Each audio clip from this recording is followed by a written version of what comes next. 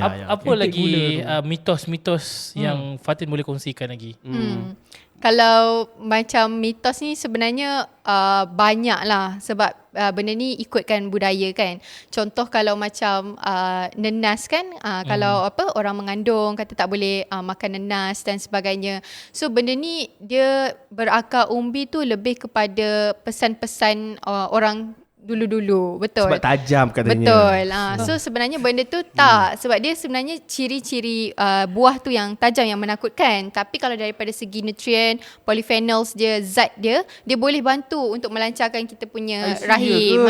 So kalau orang yang nak dekat dengan Pembukaan period, bolehlah mungkin take note untuk girlfriend ke wife ke, kan, untuk nak dekat dengan period tu, kalau kita ambil nenas pada kadar yang sepatutnya, boleh bantu untuk melancarkan kita punya haid. Waktu nak dekat dengan period. Kalau waktu period tak boleh. Kalau waktu period pun boleh lah. Tapi biasanya kalau dekat dengan period ni, dia ada masalah macam senggugut, cramp kan. So that's why benda ni boleh bantulah untuk smoothkan the process. Maksudnya tak ada masalah lah waktu. Tak ada masalah. Asalkan pada kadar yang sepatutnya lah. Kalau macam banyak sangat, mungkin dia boleh bantu untuk naikkan gula dan sebagainya. Benda yang kita tak nak. Sebab saya pernah tengok juga gambar yang dia orang check rupa nanas tu.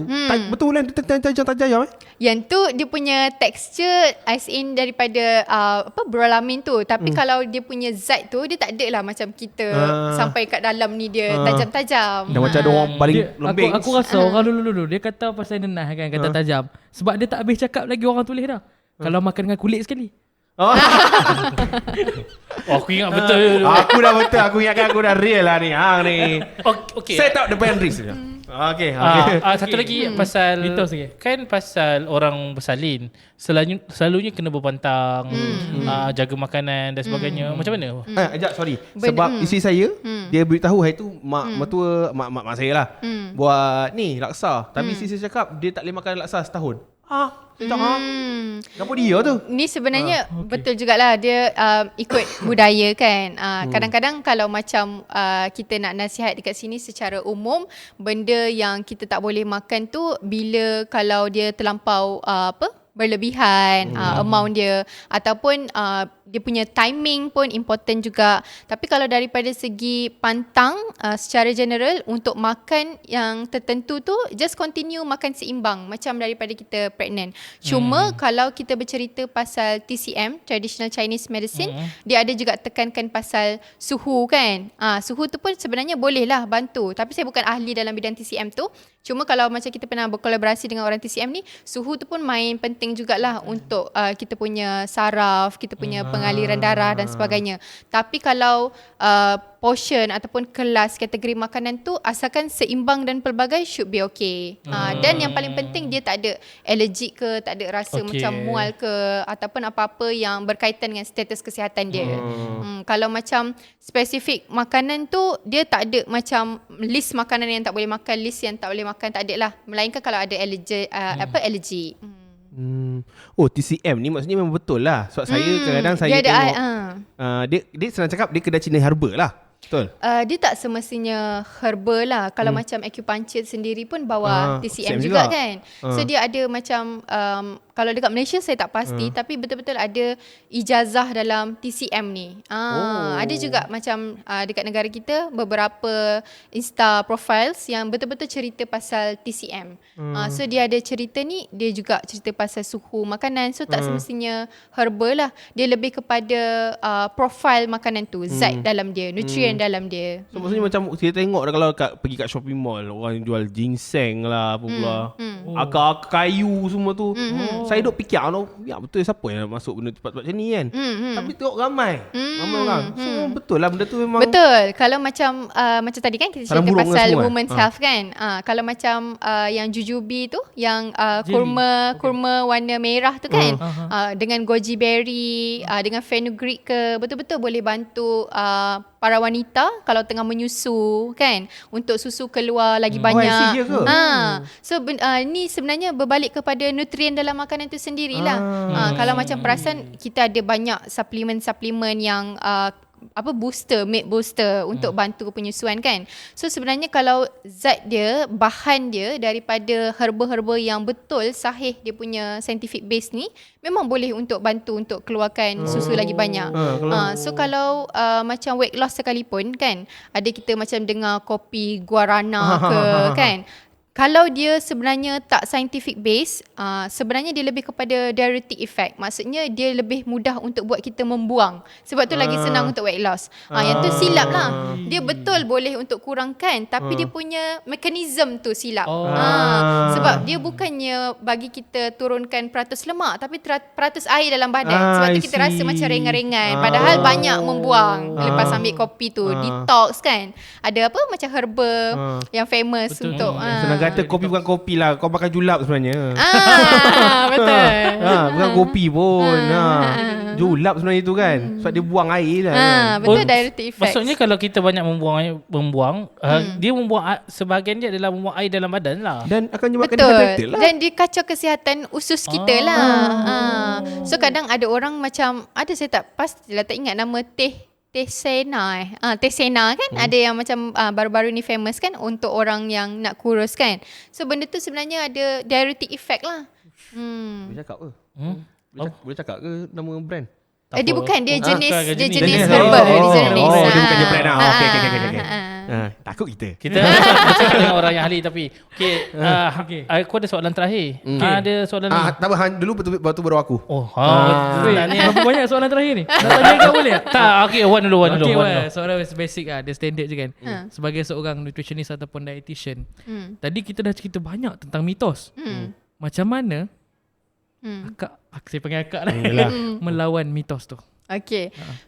Melawan mitos ni sebenarnya dia evolving kan.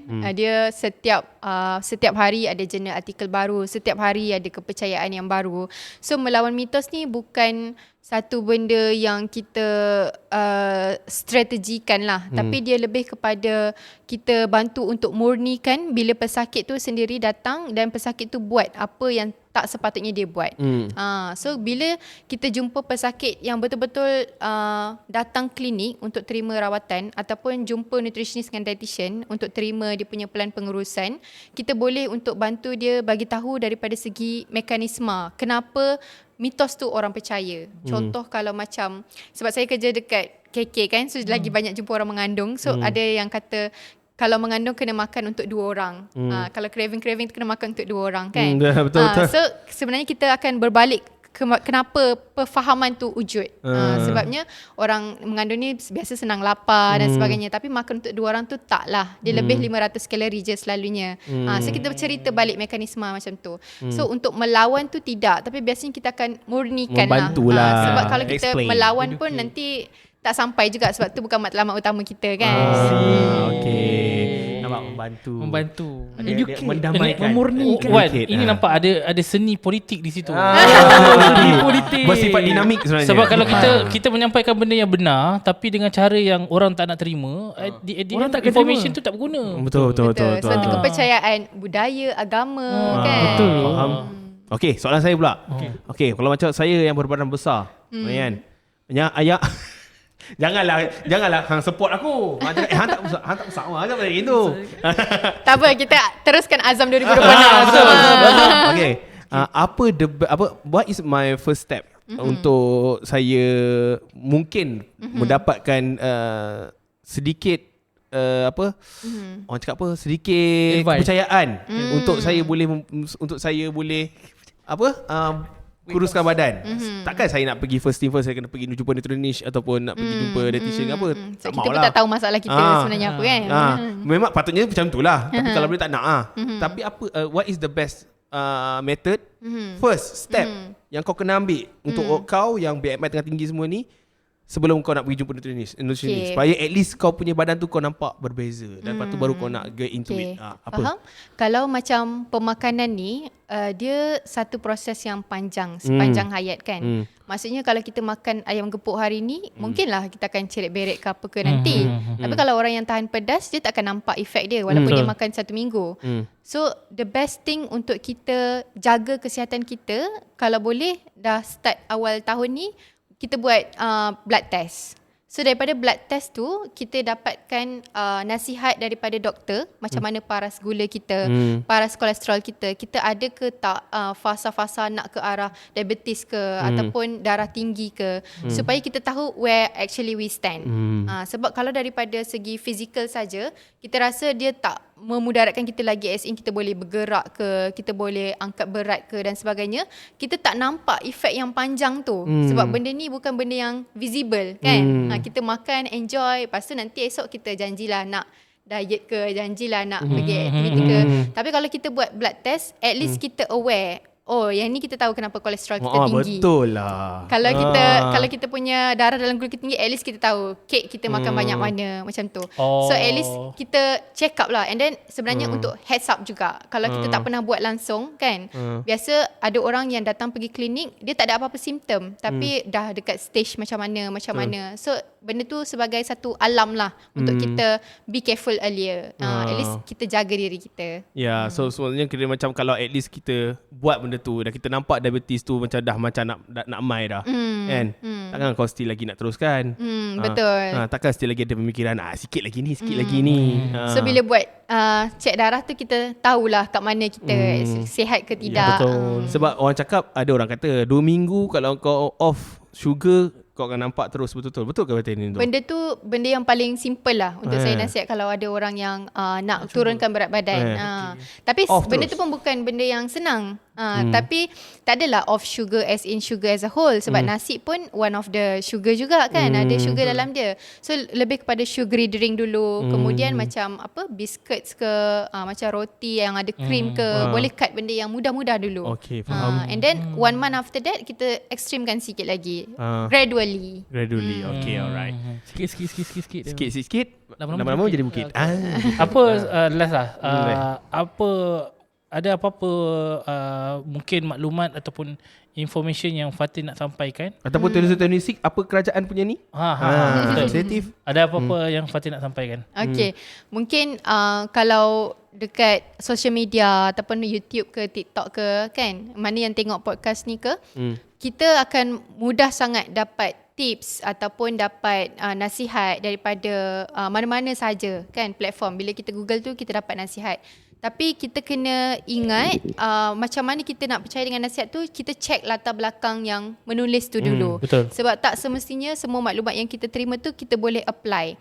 Sebab kadang kalau maklumat mengenai kesihatan ni, dia boleh jejaskan kesihatan kita juga. Betul. Contohnya kalau macam maklumat tu betul daripada orang yang relevan, tapi orang yang relevan tu adalah doktor yang berpencen 10 tahun dan jual suplemen. Kita tak ada nak burukkan mana-mana nama, tapi kita kena tahu asas maklumat dia tu atas dasar apa. Kalau atas dasar menjual, kita pun risau juga. Betul. Kan. So yang pertama, check maklumat yang kita baca, check latar belakang orang tersebut. Dan yang kedua, untuk dapatkan nasihat daripada mengenai pemakanan dengan diet ni, kalau boleh dapatkan daripada nutritionist dengan dietitian. Dan of course kena buat step yang pertama juga, sebab tak semua nutritionist dengan dietitian tu adalah eligible untuk bagi nasihat. Kadang subspecialty dia berbeza. Dan kalau ada yang macam nak dapatkan nasihat umum, boleh juga follow nutritionist KKM di Facebook, Instagram. Dan untuk nasihat pemakanan yang general yang kita ketengahkan dekat KKM adalah daripada Piramid Makanan 2020 dan Suku-Suku Separuh. Kalau tak pernah buat benda ni dalam 2 ke 3 bulan, tak payah buat lagi benda-benda lain. Buat yang paling senang dulu. Paling betul. Sebab Suku-Suku Separuh pun senang je cara kita nak susun plate. Tapi janganlah susun saja, makanlah sekali. Macam mana kita susun tu kan? Susun tak. Biar. Jom, ayam gepuk Tak boleh juga macam tu. Ayam gepuk pun boleh susun. Suku-Suku Separuh. Betul. Jangan macam tu. Itulah. Okay.